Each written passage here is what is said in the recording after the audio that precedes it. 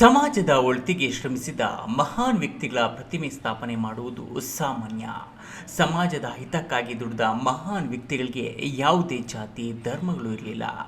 ಎಲ್ಲವನ್ನು ಸಮಾನವಾಗಿ ಕಂಡಿದ್ದಾರೆ.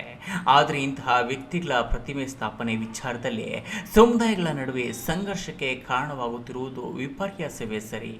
ಯಾವುದೇ ಸಾರ್ವಜನಿಕ ಸ್ಥಳದಲ್ಲಿ ಪ್ರತಿಮೆ ಸ್ಥಾಪನೆ ಮಾಡಲು ರಾಜ್ಯ ಸರ್ಕಾರದ ಪೂರ್ವಾನುಮತಿ ಪಡೆಯುವುದು ಕಡ್ಡಾಯ ಎಂದು ಸರ್ವೋಚ್ಚ ನ್ಯಾಯಾಲಯ ಉಲ್ಲೇಖಿಸಿದೆ. ಇದನ್ನು ಉಲ್ಲಂಘನೆ ಮಾಡಿ ಯಾವುದೇ ಅನುಮತಿಯನ್ನು ಪಡೆಯದೆ ಪ್ರತಿಮೆಗಳನ್ನು ಸ್ಥಾಪನೆ ಮಾಡಲು ಮುಂದಾಗಿರುವುದೇ ವಿವಾದಕ್ಕೆ ಗುರಿಯಾಗಿದೆ. ಚಿಂತಾಮಣಿ ಸರ್ಕಾರಿ ಶಾಲೆ ಆವರಣದಲ್ಲಿ ಅಂಬೇಡ್ಕರ್ ಪ್ರತಿಮೆ ಇಟ್ಟಿದ್ದು ಸರ್ಕಾರ ಪ್ರತಿಮೆಗೆ ಬಟ್ಟೆ ಸುತ್ತಿದೆ. ಇದು ಒಂದು ಕಡೆ ವಿವಾದಕ್ಕೆ ಕಾರಣವಾದರೆ ಕಳೆದ ಒಂದು ವಾರದ ಹಿಂದಷ್ಟೇ ಗೌರಿಬಿದನೂರು ತಾಲೂಕಿನ ಹಂಪಸಂದ್ರ ಗ್ರಾಮದಲ್ಲಿ ಅಂಬೇಡ್ಕರ್ ಪ್ರತಿಮೆ ಸ್ಥಾಪಿಸಿದ್ದು, ಅದೇ ಸ್ಥಳದಲ್ಲಿ ಮಹರ್ಷಿ ವಾಲ್ಮೀಕಿ ನಾಮಫಲಕ ಇಡಲು ಮುಂದಾದಾಗ ಸಂಘರ್ಷ ಏರ್ಪಟ್ಟು ಗ್ರಾಮದಲ್ಲಿ ಅಶಾಂತಿ ವಾತಾವರಣ ಉಂಟಾಗಿದ್ದು ಪೊಲೀಸರು ಲಘು ಲಾಠಿ ಪ್ರಹಾರ ನಡೆಸಿದ್ರು.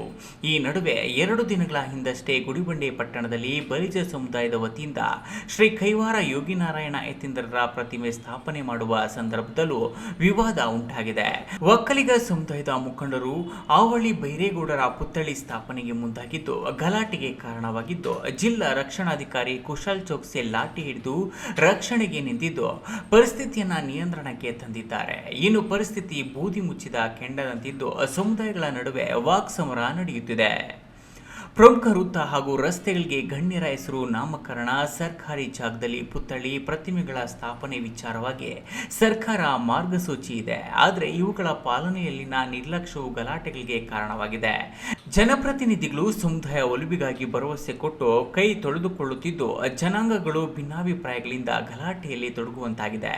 ಈಗಲಾದರೂ ಜಿಲ್ಲಾಡಳಿತವು ಸರ್ವ ಜನಾಂಗಗಳ ವಿಚಾರದಲ್ಲಿ ಏಕರೀತಿಯ ನಿಯಮ ಪಾಲನೆಯ ಮೂಲಕ ಜಿಲ್ಲೆಯಲ್ಲಿ ಶಾಂತಿಯುತ ವಾತಾವರಣವನ್ನು ಕಾಪಾಡಬೇಕಾಗಿದೆ.